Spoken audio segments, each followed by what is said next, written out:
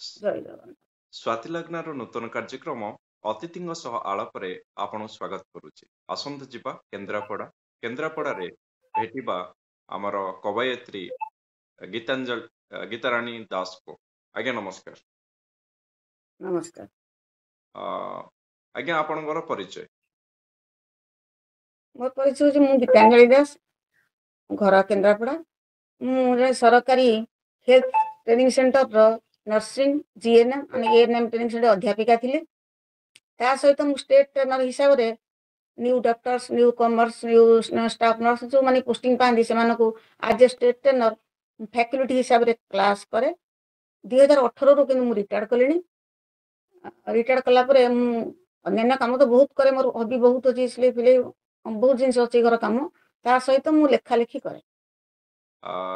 ଆପଣ ସେବାରେ ଥିଲେ, ମାନେ ଡାକ୍ତର ସେବାରେ ଥିଲେ, ରୋଗୀଙ୍କୁ ସାହାଯ୍ୟ କରିଛନ୍ତି, ରୋଗୀଙ୍କୁ ପାଖରୁ ଦେଖିଛନ୍ତି ଏବଂ ସେଇ ସେବା ଭିତରେ ଆପଣଙ୍କର ଏଇ କବିତା ଲେଖାଟା କେବେ ଆରମ୍ଭ ହେଲା ଏବଂ କାହିଁକି ଏଇ ପ୍ରତି ଗୋଟେ ଆଗ୍ରହ ଜାଗ୍ରତ ହେଲା? ସତ କହିବାକୁ ଗଲେ ମୁଁ ତ ଜାଣିନଥିଲି ମୋ ଭିତରେ ଏଇଟା ଅଛି ବୋଲି ଗୋଟେ କ୍ୟାଲିବର। ଅନ୍ୟାନ୍ୟ କ୍ୟାଲିବର ତ ବହୁତ କିଛି ମୁଁ କାମ କରେ। ଯାହା ବି ହଉ, ତେବେ ମୁଁ ଯେ ଟ୍ରେନିଂ ଗଲି +2 ସାଇନ୍ସ ପରେ ବ୍ରହ୍ମପୁର ଗୋଟେ ଏଲ୍ଏଚ୍ ଟ୍ରେନିଂ ସେଣ୍ଟର କେବଳ ସେଇ ବ୍ରହ୍ମପୁରରେ ଥିଲା। ମୁଁ ସେ ପଢ଼ିବାକୁ ଗଲି। ଯେଉଁ ଟାଇମ୍ ଟିକେ କଣ ମିଳେ ମୋତେ, ମୁଁ ଟାଇମ୍ଟା କେତେବେଳେ ୱେଷ୍ଟ କରେ ନା। ଏବେ ବି ବସିଥିଲେ ବି ଗୋଟେ କିଛି କରୁଥିବି, ସିଲେଇ ହଉ କି ଲେଖାଲେଖି ହଉ। ଆଉ ରାତିରେ ବେଶୀ ମୁଁ ଲେଖେ। ଆଉ ତେଣୁ ସେଠି କ'ଣ ହେଲା ନା, ମୁଁ ଟ୍ରେନିଂରେ ଯେଉଁ ରହିଲି ସେଠି ମୁଁ ଗପ ବହୁତ ଲେଖେ। ଆକ୍ଚୁଆଲି ପ୍ରଥମେ ମୁଁ ଗପ ଷ୍ଟାର୍ଟ କରିଥିଲି। ମୁଁ କେବେ କବିତା ମୋତେ ଇଣ୍ଟରେଷ୍ଟ ନଥିଲା, ଖାଲି ଗପ ଲେଖେ। ଏମିତି କାଗଜ ଖାତାପତ୍ର ତ ସେତେବେଳେ ଏତେ ମିଳୁନଥିଲା, କାଗଜରେ ଲେଖେ। ଯେଉଁ କାଗଜ ପିନ୍ ଅଫ୍ କରି ଥୋଇଦିଏ ଗପଟା। ସେଇ ଅନେକ ଲୋକ ଯେଉଁମାନେ ଥାଆନ୍ତି ଡ୍ୟୁଟିରେ ବା କ୍ଲାସମେଟ୍, ମାତ୍ର ତ ଆମ ବ୍ୟାଚରେ ମୋତେ 9 ଜଣ ଥିଲୁ। ତେବେ ଅଫିସରେ ହସ୍ପିଟାଲରେ ଡ୍ୟୁଟି ପଡ଼େ, ସେତେବେଳେ ଯେଉଁ ଡକ୍ଟର ଇଏ ସିଏ ମୋ ସାଙ୍ଗରେ ପଡ଼ିଥାନ୍ତି, ସେମାନେ ମୋ ଗପ କରି ଭାରି ଖୁସି ହୁଅନ୍ତି ଏବଂ ନେଇ ବି ଯାଆନ୍ତି। ଯେ ଫେରାନ୍ତିନି ଆଉ। ଲେଖୁଥିଲି ସେତେବେଳେ, ଖାଲି ଗପ ଲେଖୁଥିଲି।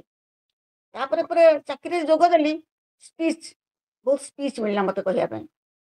ତାପରେ ମୋର ପ୍ରମୋସନ୍ ଦେଲି, ଜୟପୁର ଗଲି। ସେଠି ଗୋଟେ ପ୍ରାଇଭେଟ୍ ସେଣ୍ଟର ଥିଲା, ସେମାନଙ୍କର ଲେଖାଲେଖି କବିତା ମୁଁ ସେଇଠି ଫାଷ୍ଟ ଟାଇମ୍ ଆରମ୍ଭ କଲି 2005ରେ। କିନ୍ତୁ ଗପ ମୁଁ 1975ରୁ ଲେଖି ଆସୁଛି। ସେଠି 75। ଗପ ଲେଖିଲି ସାର୍, 75ରୁ ଲେଖି ଆସୁଛି ମୁଁ ଗପ। ବହୁତ ଗପ ଲେଖେ। ଆଉ ଗପ କେତେ ବି କୋଉଠି ଅଛି, ମୋ ଘରେ ପଡ଼ିଛି। ତାପରେ 2005ରେ ମୁଁ ଷ୍ଟାର୍ଟ କଲି କବିତା ଲେଖା। କାହିଁକିନା ସେମାନେ ମୋତେ କହିଲେ ଗୋଟେ କବିତା ଲେଖିକି ଦିଅନ୍ତୁ, ଆପଣ ତ ଲେଖାଲେଖି ଏତେ କରୁଛନ୍ତି, କବିତା ଲେଖନ୍ତୁ। ମୁଁ କହିଲି ମୁଁ ତ କେବେ କବିତା ଲେଖିନି, ଦେନ୍ ଲେଖିଲି। ଆପଣ ବିଶ୍ୱାସ କରିବେନି, ମୁଁ ଜାଣିନଥିଲି ମୋତେ ବି ଏତେ ଭଲ ଲେଖି ଆସେନି। ଆକ୍ଚୁଆଲି ମୁଁ ବହୁତ ଲେଖାଙ୍କର ଲେଖା ପଢ଼େ, ବହୁତ ଲୋକଙ୍କର ଲେଖା ପଢ଼େ, ବହୁତକୁ ଶୁଣେ। ରାମଚରିତମାନସ ଇଏ ସିଏ ବହୁତ ଶୁଣେ ମୁଁ। ଏଇ ଯେଉଁ ଆଙ୍କର କୁମାର ବିଶ୍ୱାସର ରାମଚରିତମାନସ, ଆଉ ହିନ୍ଦୀର ବେଶୀ ଦେଖେ, ଓଡ଼ିଆ ଦେଖେନି। ଆଉ ଇଏ ଯେଉଁ ମନୋଜ ମୁନ୍ତାସିର, ତାଙ୍କର ସାଏରୀ ବି ପଢ଼େ। ମୁଁ ସାଏରୀ ବି ଲେଖେ। ଛୋଟ ଛୋଟ କଥା ବି ଲେଖେ, ବଡ଼ ବଡ଼ କଥା ବି ଲେଖେ। ଆଉ ପ୍ରତିଦିନ ଦେଖୁଥିବେ ବୋଧେ ଫେସବୁକ୍ରେ ପ୍ରାୟ ଗୋଟେ ଲେଖା ଲେଖିକି ଛାଡ଼ୁଛି, କିଛି ଭଲ କଥା, ମାନେ କିଛି ଇମ୍ପାକ୍ଟ ପକେଇଲା ଭଳିଆ ଲୋକଙ୍କୁ। ନାଇଁ ଯେ ଲୋକଙ୍କୁ ଇମ୍ପ୍ରେସ୍ କରିବା, ଆମେ କିଛି ଦରକାର ନାହିଁ। ଆମ ଫ୍ୟାମିଲିରେ ବହୁତ ଲୋକ ଅଛନ୍ତି, ଇମ୍ପ୍ରେସ୍ ନାହିଁ, ଇମ୍ପାକ୍ଟ ପକେଇବା ପାଇଁ ମୁଁ ଲେଖେ କିଛି। ଲେଖିଲି। ତାପରେ ସେଠି ଲେଖିଦେଲି, ଫାଷ୍ଟ ହେଇଗଲି ମୁଁ। ମୋତେ ଗୋଟେ ସେତେବେଳେ ତ କାଗଜ ଥିଲା, 2005କୁ ଖାଲି ଗୋଟେ ନୋକିଆ 1000 ନା ଗୋଟେ କ'ଣ 1100 ଗୋଟେ ମୋବାଇଲ ବାହାରିଥିଲା, ଆଉ ତ ନଥିଲା କିଛି। ତେଣୁ ସେମାନେ ଗୋଟେ ଅଛି ମୋର ସାର୍ଟିଫିକେଟ୍ ଦେଇଥିଲେ। ମୋତେ ଭାରି ଖୁସି ଲାଗିଲା। ମୁଁ କହିଲି କବିତା ବି ମୁଁ ଲେଖିପାରୁଛି, ମୁଁ ନିଜେ ଜାଣିନଥିଲି ଯେ ଲେଖୁଛି ବୋଲିକା। ତାପରେ ଆଫ୍ଟର ରିଟାୟାରମେଣ୍ଟ 2018 ପରେ ଯେତେବେଳେ ମୋତେ ସମୟ ମିଳେ, ମାନେ କାମ ନଥିବ କିଛି, ଯେଉଁ ଟାଇମ୍ରେ ଅନ୍ୟ କାମ କରିପାରିବିନି, ସେତେବେଳେ ମୁଁ ଲେଖାଲେଖି କରେ। ରାତିରେ ପ୍ରାୟ ମୁଁ ଲେଖେ। ରାତିରେ ମୋ ମୁଣ୍ଡକୁ ସବୁ ଜୁଟେ 2ଟା ପରେ। 2ଟା ବେଳକୁ ମୋ ମୁଣ୍ଡକୁ ଜୁଟିବ, 2ଟା ପୂର୍ବରୁ କି ଜୁଟିବନି। ଲେଖେ। ଏତେ ଲେଖିଲେ ମୋର ଯେଉଁ ଝିଆରୀ କଲ୍ଲୋଳିନୀ ପାତ୍ର ଅଛି ଏଠି, ରଚନା କଲ୍ଲୋଳିନୀ ଦାସ, ଆମ ଫ୍ୟାମିଲିର ମୋ ନିଜ ଝିଆରୀ, ଭାଇର ଝିଅ, ସିଏ ସେଠି ଅଛି। ସିଏ ସେଠୁ କେମିତି କ'ଣ ଇଏ ପାଇଲା, ମୋତେ କହେ ଯେ ଦେଇ ତମେ ଏତେ ଲେଖୁଛ, ବହି ପବ୍ଲିଶ କରୁନ, ଅମକ ତମକ। ମୁଁ କହିଲି କ'ଣ କରିବି ସେ ବହି, ନାଇଁ ଥାଉ। ତାପରେ କହିଲା ଭଲ ପ୍ଲାଟଫର୍ମ ଯାଉନ। ବୋଲେ ସେମିତି ପ୍ଲାଟଫର୍ମ କେତେ ମୋତେ ମିଳିନି, ମୋତେ ଟାଇମ୍ ବି ନାହିଁ ସବୁ ଖୋଜିବା ପାଇଁ। ସେଠୁ ସିଏ ଦେଲା ସ୍ୱାତି ଲଗ୍ନାକୁ, ଯେ ଏଇଠି ଗୋଟେ ଭଲ ପ୍ଲାଟଫର୍ମ, ସେଥିରେ ଆପଣ ରୁହନ୍ତୁ।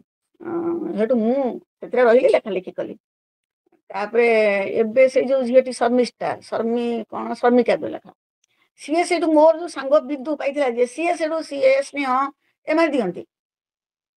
କିନ୍ତୁ ଗୀତାରାଣୀ ମହାନ୍ତି ଯୋଉ ଢେଙ୍କାନାଳ ସିଏ ଦିଏନି। କାରଣ କଣ ନା ସିଏ ସିଏ ବି ଜଣେ ସମ୍ପାଦିକା, ତାର ହଉଛି ସଦିଚ୍ଛା ବହିର, ତା ଦେହରେ ମୁଁ ଲେଖା ପଠାଏ। ଆଉ ଏଠି ବି ବଳଦେବୀ ମନ୍ଦିର ଆଉ ଆମର କେନ୍ଦ୍ରାପଡ଼ାରେ ବହୁତ ସମ୍ମିଳନୀ ହଉଛି, ମତେ ଡାକୁଛନ୍ତି, ଏ କଣ ସେଠି ଯିବେ ମୁଁ ଯାଇପାରୁନି। ବେଳେ ବେଳେ ଯାଉଛି, ଭଲ ଭଲ ପ୍ରୋଗ୍ରାମ ହେଲେ କାଲି ଗୋଟେ ଦେଇଥିଲି ଯିବା ପାଇଁ, ଯାଉଛି ବେଳେ ବେଳେ, କିନ୍ତୁ ଏ ବହି ପତ୍ରକୁ ମୁଁ ବହୁତ ଲେଖା ପଠାଏ। ବର୍ତ୍ତମାନ ପର୍ଯ୍ୟନ୍ତ ଆପଣ କେତେ ଲେଖା ଲେଖିବେଣି ବୋଲି ଭାବୁଛନ୍ତି ବା କେତେ ଲେଖା ଲେଖି ସାରିଲେଣି? ମୁଁ ସାର୍ ତ 3-4ଟା ଡାଏରୀ ଆଡେ ସାଡେ ପଢିଛି, ଯୋଉଠି ପାଇଲି ସେଠି ଲେଖେ। ହଁ, ଆଉ ଗୋଟେ କଥା ମୁଁ କହିବାକୁ ଭୁଲିଗଲି, ଯେ ମୁଁ ଯେତେବେଳେ 2005 ସେଠି ଲେଖିଲି ଛାଡ଼ନ୍ତୁ, ଆଉ ସେଠି ସ୍ପିଚ୍ ଦେବା ଲୋକ ମୁଁ ଗୋଟେ ଥିଲି, କାହିଁକିନା ଯେହେତୁ ମୁଁ ବହୁତ ଭଲ ସ୍ପିଚ୍ ଦିଏ, ନମ୍ବର 1 ସ୍ପିଚ୍ ଦିଏ ମୁଁ ଭଲ, ସେ ଦୃଷ୍ଟିରୁ ମତେ ସବୁ ଲେଖିବାକୁ କହନ୍ତି। ଏଠିକି ଆସିଲା ପରେ ଯେତେବେଳେ କେନ୍ଦ୍ରାପଡ଼ା ଟ୍ରାନ୍ସଫର ଆସିଲି 2008ରେ, ଏଠି ଦେଖିଲି ଗୋଟିଏ ଲୋକ ମୁଁ ହିଁ ସ୍ପିଚ୍ ଦେବି, ସିଡିଏମ୍ ଅଫିସ୍ ହଉ ଆମ ଅଫିସ୍ ହଉ ସବୁଠି ଦେବି। ତେଣୁ ମୁଁ ସିଚୁଏସନ ୱାଇଜ୍ ଲେଖିଲି। ଆଉ ଦ୍ୟାଟ୍ ମୁଁ କାହା ନା ଏମିତି ଦେଖିକି କାହାର ଲେଖେ ନା, ମୁଁ ମୋର ଅନୁଭବରୁ ମୁଁ ଲେଖେ। ମୋ ଅନୁଭବର କଥା ଗୁଡାକ, ମୋ ଫ୍ୟାମିଲି ହଉ କି ମୋ ବ୍ୟାକଗ୍ରାଉଣ୍ଡ ହଉ କି ମୋର ଏନଭାରମେଣ୍ଟ ହଉ, ଯାହା ଦେଖିଲି। ଅଫିସର ସେମିତି କିଏ ରିଟାୟାରମେଣ୍ଟ କଲା, କିଏ ୱେଲକମ୍ ପିଲାଙ୍କୁ ହବ, ଯାହା ବି ମେ 12 ଯାହା ଯୋଉଠି ଆସିଲା, ମୁଁ ଖାଲି ସିଚୁଏସନ ବେସିସରେ ଲେଖିଲି, ସେଠି ବସି ବସି ଲେଖିଦେବି। ତେଣୁ ଆପରେ କଣ ମତେ ଅର୍ଗାନାଇଜେସନ ବାଲା ଡାକିଲେ, ସବୁ ଅର୍ଗାନାଇଜେସନ ଯୋଉମାନେ ଆସନ୍ତି ସବୁ ମିଟିଂ ଫିଟିଂ କରିବାକୁ ଆମ ଅଫିସକୁ, ସେମାନେ ମତେ ବାଇ ଦି ବାଇ ଡାକିଲେ। ଆଜ୍ଞା କେମିତି ମୋ ସିଚୁଏସନ ଦେବେ ମୁଁ କହିବି। ତେଣୁ ମୁଁ ଥରେ କହୁଛି, କଟକରୁ ଜଣେ ଆସିଥିଲେ, ଦିଲ୍ଲୀରୁ ଜଣେ ଆସିଥିଲେ, ସେ ତାଙ୍କ ମ୍ୟାଡାମ ମାନଙ୍କ ନାଁ ଭୁଲିଗଲେଣି, 3-4 ଜଣ ଆସିଥିଲେ। ସିଏ ଆସିଲା ବେଳକୁ ମୋ ସ୍ପିଚ୍ ଜଷ୍ଟ ଆରମ୍ଭ ହେଲାଣି। ମୁଁ ଲାଷ୍ଟରେ ସ୍ପିଚ୍ ଦେଇସାରିଲା ପରେ ହେଲ୍ଥ ଉପରେ ସ୍ପିଚ୍ ଥିଲା, ତାପରେ ଲାଷ୍ଟକୁ କବିତାଟା ମୁଁ ପଢେ। ମୁଁ କବିତା ଲେଖିଲି, ସେମାନେ ପୁରା ମତେ ଏମିତି ଅନେଇକି ରହିଲେ। ମନେ ମନେ ଭାବିଲି ମୁଁ ତ ସାଧାରଣ ଛୋଟ ୱାର୍ଡ ଲେଖେ, ମୁଁ କିଛି ବମ୍ବାଷ୍ଟିକ ୱାର୍ଡ ବି ଦିଏନି। ସିଏ ଶୁଣିଲା ପରେ ତାପରେ ସରିଗଲା, ମତେ କହିଲେ ଆପଣ ଜଣେ କବି, କହିଲି ରୁହନ୍ତୁ ଟିକେ। ମୁଁ କହିଲି ଆଜ୍ଞା, ନା ଆପଣ ଜଣେ କବିୟତ୍ରୀ? ମୁଁ କହିଲି ନାଇଁ ଆଜ୍ଞା, ମୁଁ ଏମିତି ସିଚୁଏସନ ବେସିସରେ ଲେଖେ, ମୁଁ କିଛି କବିୟତ୍ରୀ ନୁହେଁ। ଆପଣ ଜଣେ କବିୟତ୍ରୀ, ଆପଣ ଜାଣିପାରୁନାହାନ୍ତି, ଆପଣଙ୍କ ଭିତରେ ସେଇଟା ଅଛି। ମୁଁ ଜାଣିନି ମ୍ୟାଡ଼ାମ। ତାଙ୍କୁ ଏତେ ଭଲ ଲାଗିଲା, ସେତେବେଳେ ଠିଆ ହେଲେ, ତାଙ୍କ ସ୍ପିଚ୍ ଥିଲା ମୋ ଉପରେ। ସିଏ କହିଲେ ମ୍ୟାଡାମ ଯୋଉଠୁ ଛାଡିଲେ ମୁଁ ସେଇଠୁ ଷ୍ଟାର୍ଟ କରୁଛି। ସେଠୁ କଥାରେ କହିଲେ, କିନ୍ତୁ ମୁଁ କବିତା ଲେଖେ ସବୁବେଳେ। ତୁ ନଗଡ଼ାରେ ମୃତ୍ୟୁ ହେଲା, ନଗଡ଼ାର ମୃତ୍ୟୁ ଉପରେ ମୁଁ ଲେଖିଛି, ଗୋଟେ ଭଲ ଲେଖିଥିଲି, ତାକୁ ଛାଡ଼ିକି ବୋଧେ ୟୁଟ୍ୟୁବରେ। ତାପରେ ଏଠି ବସି ବସି ମୁଁ କଣ କଲି, ମୋର ସ୍ମାର୍ଟ ଟିଭି ବଡ ବଡ 2ଟା ଆଣିଛି। ତ ମୁଁ କହିଲି ମୁଁ ନିଜେ ଲେଖିକି ଟିଭିରେ ଦେଖିକି ମୁଁ କେମିତି ଦେଖାଯାଉଛି, ମତେ କେମିତି ଶୁଭୁଛି, ମୁଁ ଭଲ ପଢୁଛି କି ନାହିଁ। ତେଣୁ ମୁଁ ନିଜେ ଲେଖି ନିଜେ ଶୁଣୁଛି, ମାତ୍ର ମୋର ମୁଁ ବି କାହାକୁ ଲେଖୁନି ମତେ କର, ମାନେ ମୋ ପିଲା ବି ଯଦି 20-30 ହଜାର କରିଦିଅନ୍ତା ମତେ ସବସ୍କ୍ରାଇବ, କିନ୍ତୁ ମୁଁ କହୁନି। କାରଣ କଣ ନା, କଣ କହିବି ଗୋଟେ ଛୁଆଟାଙ୍କୁ। ତେଣୁ ମୁଁ ଯଦି ଦେଖୁଛି ମତେ ଖୁସି ଲାଗୁଛି, ଯାହା ହଉ ମୁଁ ଦେଖିଛି। ଆଉ ଯୋଉଦିନ ମୁଁ ମରିଗଲା ପରେ ମୋ ନାତି ଦେଖିବେ, ଯାହା ମୋ ମା ଲେଖୁଥିଲା। ଆଉ ଲେଖି ନିଜେ ଦେଖୁଛି। ମୋ ଝିଅ ବୋଉ ଏ 2 ଜଣ ମାନେ ମୋର ସବୁଠୁ ବଡ ମାନେ ପ୍ରଶଂସକ। ପ୍ରଥମ ଲେଖା ଆପଣ ଯେତେବେଳେ ଛାଡିଲେ, ସ୍ୱାତି ଲଗ୍ନରେ ମୁଁ ରହିଲି ବୋଲିକା, ପ୍ରଥମ ଲେଖା ମୋର ମନେ ଅଛି, ସେଟା ବୋଧେ ମା ଦୁର୍ଗାଙ୍କ ଉପରେ ଥିଲା, ପରାପ୍ସ ଆପଣ ଛାଡିଥିଲେ। ତାକୁ ଦେଖିଲା ପରେ ମୋ ଝିଅ ପୁରା ନାଚିଲା। ମାନେ ପ୍ରଥମ ଥର ମୋର ଗୋଟେ ଏମିତି ଅନଲାଇନରେ ବାହାରୁଛି।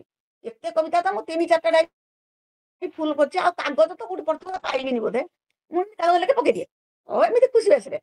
କିନ୍ତୁ ଆଜିକାଲି ମୁଁ ତାକୁ ଡାଏରୀ କରିଦେଇଛି, এটা ଥାଉ କିଛି ଗୋଟେ କଥା ପରେ ଦେଖିବି। ତାପରେ ସେ ଖୁସି ଟିକେ କହିଲା, ଓହୋ କି ଖୁସି। ଏବେ କିନ୍ତୁ ୟୁଟ୍ୟୁବରେ ଏତେ ଛାଡୁଛି, ସେ ଗୋଟେ ଗୋଟେ କବିତା ସେ ବୋହୁ ଦେଇ କହୁଛି, ମା ତମେ ବହୁତ ଆଗକୁ ଯିବ। ମୁଁ କହିଲି ମତେ ଆହୁରି ସମୟ ଅଛି ନା ଆଗକୁ ଯିବା ପାଇଁ? ନାଇଁରେ, ମୁଁ ନିଜେ ମତେ ଯୋଉଟା ଖୁସି ଲାଗୁଛି ମୁଁ କରୁଛି, ନିଜେ ଖୁସିରେ ରହିବା ପାଇଁ। ଦ୍ୟାଟୁ ଆଫ୍ଟର ରିଟାୟାରମେଣ୍ଟ କଣ କରିବ, ପ୍ରାଇଭେଟ ବାଲା ବି ଡାକୁଛନ୍ତି ଆଜ ଏ ପ୍ରିନ୍ସିପାଲ ଜଏନ୍ କରିବା ପାଇଁ, ମୁଁ ଯାଉନି, ଇଚ୍ଛା ନାହିଁ। ମୁଁ ଟିକେ ସ୍ୱାଧୀନ ଭାବରେ ଜୀବନ କଟିବାକୁ ଚାହୁଁଛି ବର୍ତ୍ତମାନ। ନିଶ୍ଚିତ ଭାବରେ, କାରଣ ବହୁତ ଦିନ ଜୀବନ 40 ସାରା ବର୍ଷ ଦେଇଦେଲି ସରକାରଙ୍କୁ। ଜୀବନ ସାରା ସର୍ଭିସ କରି କରି ସେବା କରି କରି ବର୍ତ୍ତମାନ ନିଜ ଜୀବନ ନିଜ ପାଇଁ କରି କିଛି କରି ସମୟ ନିହାତି ଦରକାର, ଏବଂ ଆଜ୍ଞା, ପରିବାର ପାଇଁ ମଧ୍ୟ ସମୟ ନିହାତି ଦରକାର। ଏବେ ବି ସେବା କରୁଛି ଆଜ୍ଞା, ଏବେ ବି ସେବା କରୁଛି ଆଜ୍ଞା। ଏ କଲୋନୀ ସାରା ଯିଏ ଯେତେବେଳେ ଯାହା ହେଲା, ଯୋଉ ମୁହୂର୍ତ୍ତ ରାତି 12ଟା 1 2ଟା ଯାହା ବି ହଉ, ସାଙ୍ଗେ ସାଙ୍ଗେ ଡାକ୍ତରଖାନା ତାଙ୍କୁ ନେବି, ଅପରେସନ କରିବି, ଭଲ ମନ୍ଦ ଯାହା ରହିବି ତାଙ୍କ ପାଖରେ। ଦ୍ୟାଟୁ ଭୁବନେଶ୍ୱର ହଉ କଟକ ହଉ, ମୁଁ ନେଇକି, ମୋ ଦେହ ଖରାପ ହେଲେ କାହାର ସହିପାରେନି, ସେଥିରୁ ନିଶ୍ଚିତ ନେଇକି ଭାବରେ ଯାଏ। ଏବେ ବି କରୁଛି। ଏହା ମଣିଷ ମାନଙ୍କ ପାଖରେ ନିହାତି ସେବା ରହିବା ଯେହେତୁ ଦରକାର, ସେବା ରହିବା ଦରକାର। ମଣିଷର ପ୍ରକୃତି ହିସାବରେ ଏହା ଅନ୍ୟକୁ ସାହାଯ୍ୟ ଓ ସହଯୋଗ କରିବା ନିହାତି ଦରକାର। ତ ବର୍ତ୍ତମାନ ଆମେ ଆପଣଙ୍କ ବିଷୟରେ ଯେତିକି ଜାଣିଲୁ, ଆଜ୍ଞା। ଯେତିକି ଶୁଣିଲୁ, ଆଉ ଗୋଟେ କଥା ମୋର ଗୋଟେ ପ୍ରଶ୍ନ ରହିବ। ଆଜିକାଲିର ଯୋଉ ଯୁବପିଢି ମାନେ ଆଉ ଗୋଟେ କଥା କହିବାକୁ,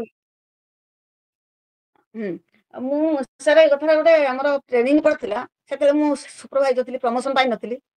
ମତେ ଗୋଟେ ଦାସକାଠିଆ କରିବାକୁ ଆମ ଡାଇରେକ୍ଟର ସିଡିଏମ ଫିଡିଏମ କହିଥିଲେ।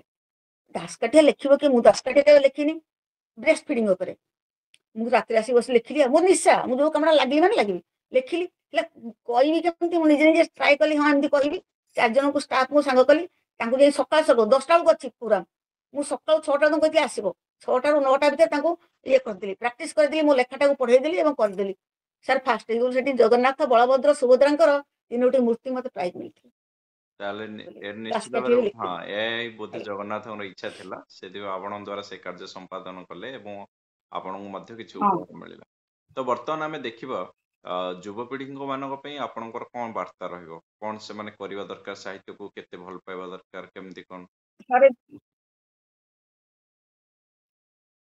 ସାହିତ୍ୟକୁ ଭଲ ପାଇବା କି? ମୁଁ ବି ସାହିତ୍ୟ ଉପରେ ଏବେ ଗୋଟେ ଲେଖିଥିଲି, ଖାଲି ସାହିତ୍ୟ ଉପରେ। ସାହିତ୍ୟର କଣ ଗୋଟେ ଲେଖିଥିଲି, ସାହିତ୍ୟ ବୋଧେ, ହଁ ଏଠି ଅଛି। ସାହିତ୍ୟ ଉପରେ ଗୋଟେ ଲେଖିଥିଲି ଯେ ସାହିତ୍ୟ ଅନୁରାଗୀ ନା କଣ ଗୋଟେ ଲେଖିଥିଲି, ମୁଁ କହିଥିଲି ଭୁଲି ଯାଇଛି ସେଟା।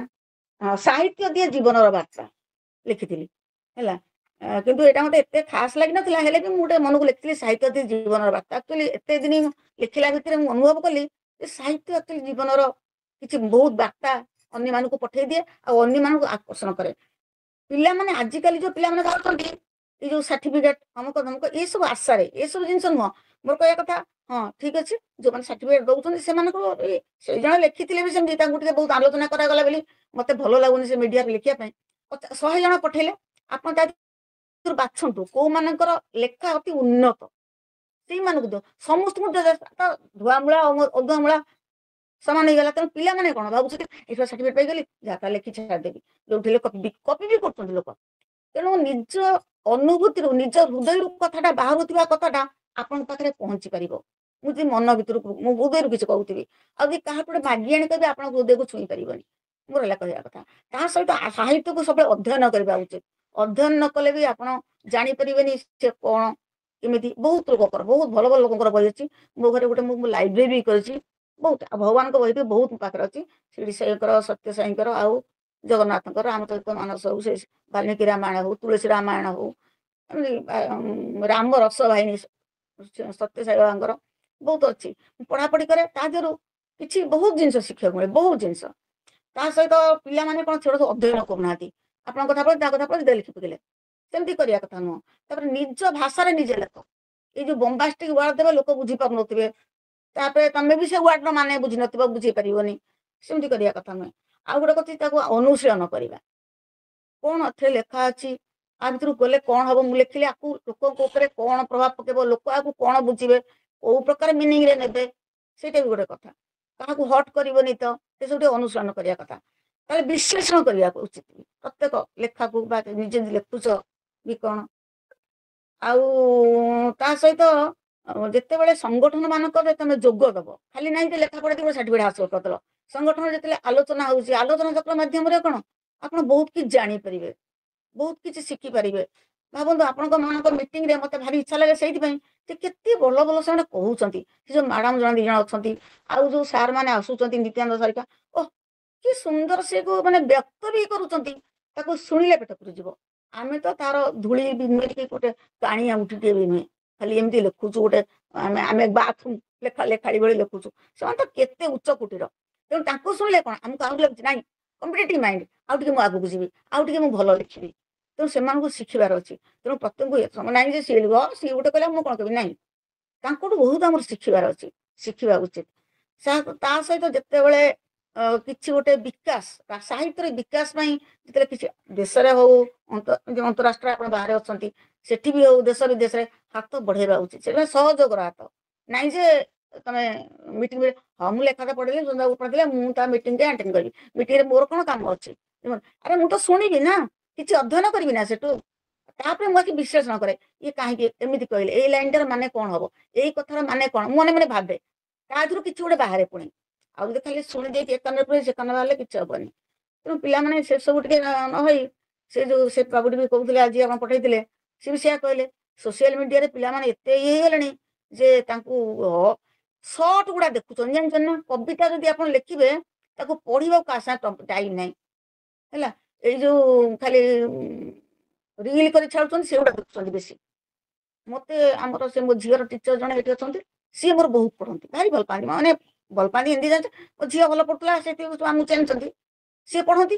ସିଏ ଯୋଉଠି ମୋର ଦେଖାଯାଉ ରାସ୍ତାରେ ଓହ୍ଲେଇ ପଡିବ ସ୍କୁଟରରୁ, କହିବେ ଆଉ ମ୍ୟାଡ଼ାମ ବଢିଆ ଲେଖୁଛନ୍ତି।